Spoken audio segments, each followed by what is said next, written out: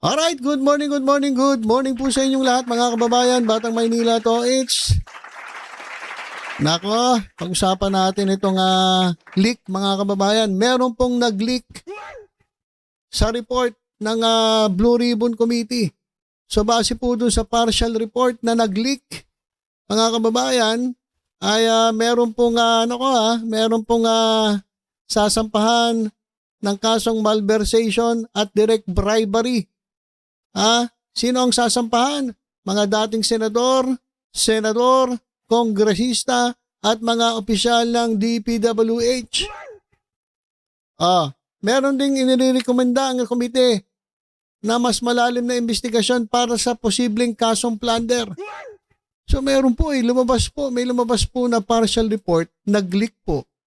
At nandoon po ang mga pangalan ng mga kakasuhan. At isa pa mga kababayan, balita rin meron naman 3 senador na binawi yung pirma. Kasi ang gusto nila mangyari, baka pwede naman pag-aralan muna maigi. Bago ituloy yung pagsasampa ng kaso dito sa mga tiwaling mga opisyal ng ating gobyerno. So meron pong 3 na binawi yung kanilang pirma. So, meron pong naglabas ng leak, meron pong traidor. Hindi natin alam kung anong layunin. Malamang inilabas yun para malaman ng lahat. Teka. Para may magsalita, para may umalma. So, lumabas yung leak, nalaman siguro ng lahat, naibalita. So, yung 3, nagulat sila. Sila ngayon ay binawi ang pirma. So meron pong nangyayaring diyan, malamang meron pong traidor. Diyan po mismo sa Senado, diyan po sa Blue Ribbon Committee.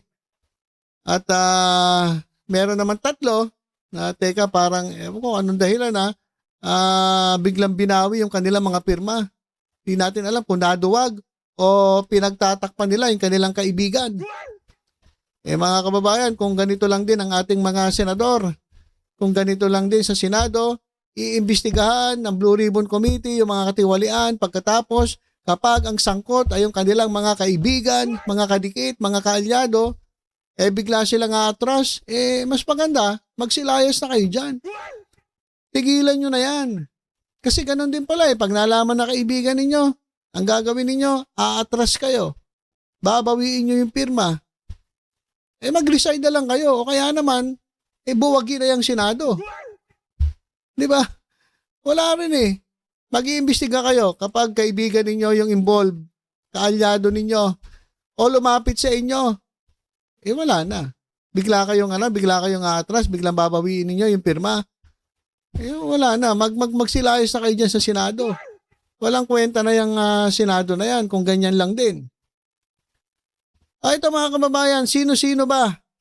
Sabihin na natin, sino-sino ba ang kakasuhan, inirekomendang kasuhan base po sa partial report ng Blue Ribbon Committee. Ito mga kababayan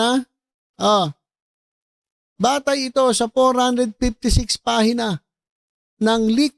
Lumik talaga nag-leak talaga lumabas mga kababayan. Hindi pa naman nila dapat ilabas ito pero nag-leak, lumabas. So merong naglabas, may nagtraidor. So sa 456 pahina ng leak partial committee report ng Senate Blue Ribbon Committee na inilabas si Senator Panfilo Lacson na kasalukuyang pinapipirmahan na sa mga senador. Ito mga kababayan, sila yung mga nirekomendang kasuhan kaugnay sa flood control scam. Ito yung mga senador. Senator Jinggoy Ejercito Estrada. Pangalawa, Senator Joel Villanueva. At pangatlo, Senator Francis Chis Escudero. So yan po yung mga senador na nakaupo ngayon na nirekomendang kasuhan kaugnay sa flood control scam.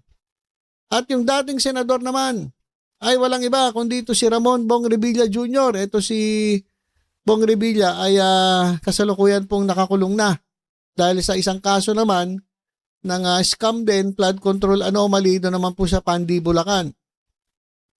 At yung mga dating congressman nakakasuhan, si former Representative Elizalde Saldico, at si former Representative Mary Mitzi Mitch L. Kahayon Uy.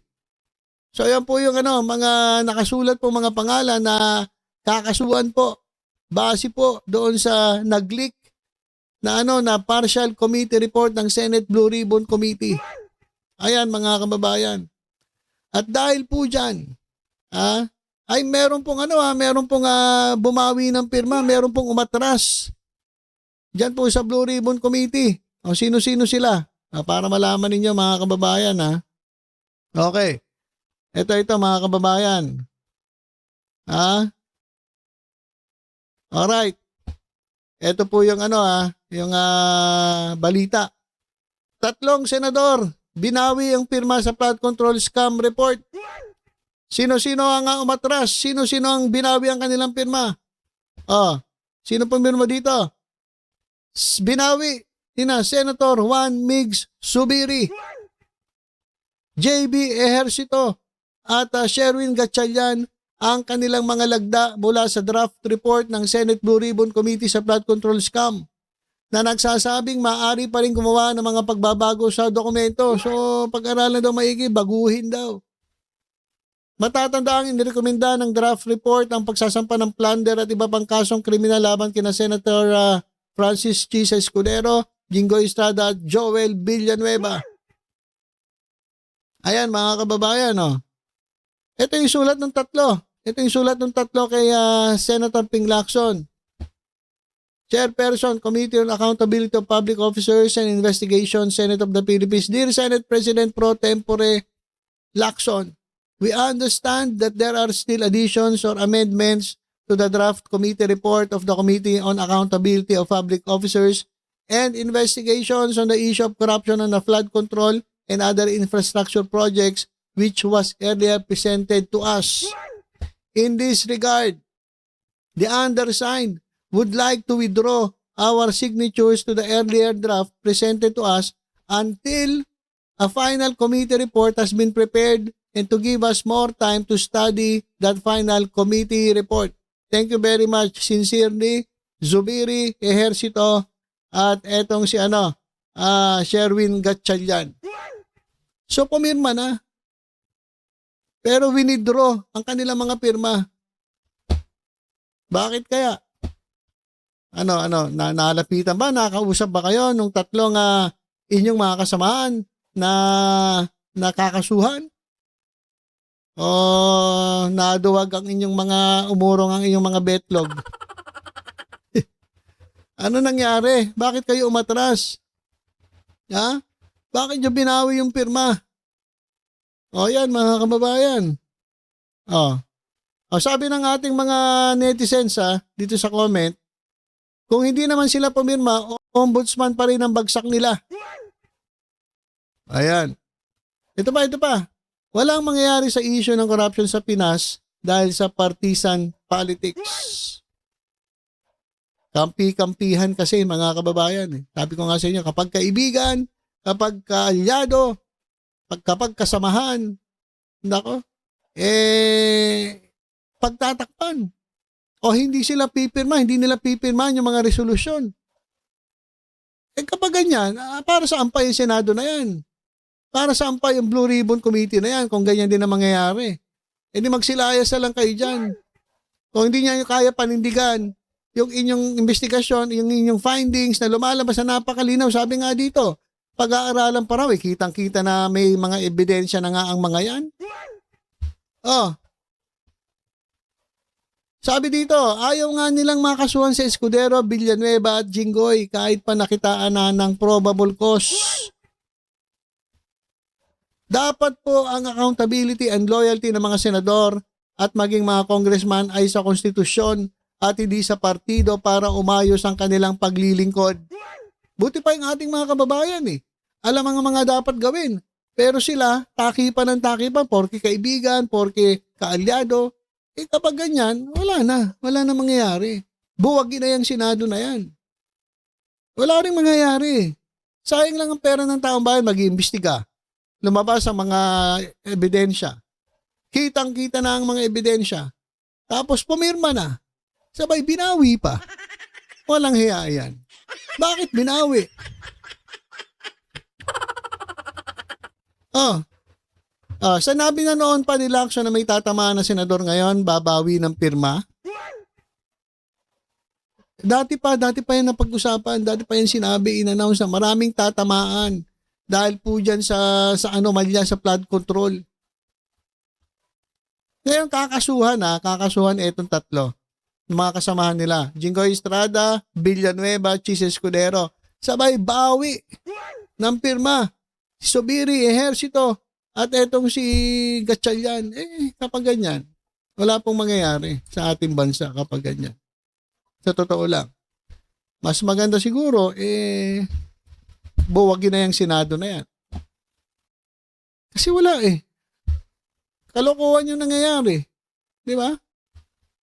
Pag-iimbestiga ka, kapag nasangkot yung kasamahan ninyo, bigla kayong lalambot, bigla kayong mananahimik, bigla kayong aatras, hindi nyo pipirmahan yung mga resolusyon na kakasuhan yung mga kaibigan ninyo, anong klase yun? Mas maganda, itigil na yan. Diba? Saka naglabas ng partial report nilik. Ibig sabihin, talagang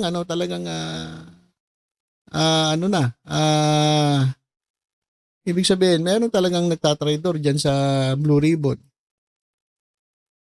Kaya kaya gusto nilang tanggalin si Tito Sen Kaya gusto nilang tanggalin si Ping Lacson Kasi gusto nila mapagtakpan yung mga ilang senador na obvious naman, may mga ebidensya, may mga resibo na involved nga dito sa flood control scandal. Kaya gusto nilang tanggalin. Kaya mga kababayan wala na akong believe diyan sa Senado. Dahil dito sa mga ganitong klaseng mga pinaggagawa nila. Konti na lang talaga matino diyan sa Senado. Konti na lang talaga matino. Yung mga nasa side ng mga Duterte, wala na po yan. Hindi na po bayan ang pinaglilingkuran yan. Sariling interes na po ang pinaglilingkuran nila. Yung partido na nila ang kanilang pinaglilingkuran. Si Duterte na ang kanilang pinaglilingkuran. Hindi na po ang taong bayan. Kaya mga kababayan, sa susunod po, sa mga halalan, meron po tayong karapatang bumoto ng tama. Bumoto po tayo ng naayon sa ating konsensya. Bumoto po tayo ng para sa tao, para sa atin. Huwag po yung mga ganitong klaseng mga politiko na puro pansariling kapakanan ang iniisip. Pero sana ma-abolish na lang tong Senado kung ganyan lang din. Pati yung House, di ba? So yun lang po muna mga kababayan, 3 senador po at 1 former senator ang dapat kakasuhan base po sa partial report ng Blue Ribbon Committee. Pero meron pong 3 senador na umatras. Nag-withdraw po ng pirma. Alam niyo na kung bakit. Dinadahilan lang siguro nila na pag-aaralan maigi. Pag-aaralan pa ba yan? Ang tagal-tagal na investigasyon nito. Pag-aaralan pa. Ay sabi tuloy ng ating kababayan, ayaw nilang makasuhan si Escudero, Villanueva at Jinggoy. Kaya ganyan. Kaya sabi ko sa inyo, pinakamaganda, kung ayaw nyo mag-resign, ayaw nyo magsilayas dyan sa mga pwesto ninyo bilang senador, i-abolish na lang yan. Kasi wala rin na mga kahihinatnan. Wala mangyayari, mga kababayan. Ganun lang din mag-imbestiga. Pag na-involve yung kaibigan mo, atras ka, hindi mo pipirmahan. Walang kwenta. Inutil ang kalalabasan ng Senado kapag ganyan. Okay, so yun lang po muna mga kababayan. Tutok-tutok lang po dito sa Batang Maynila. Sa iba pang updates. Ingat po tayong lahat. God bless po.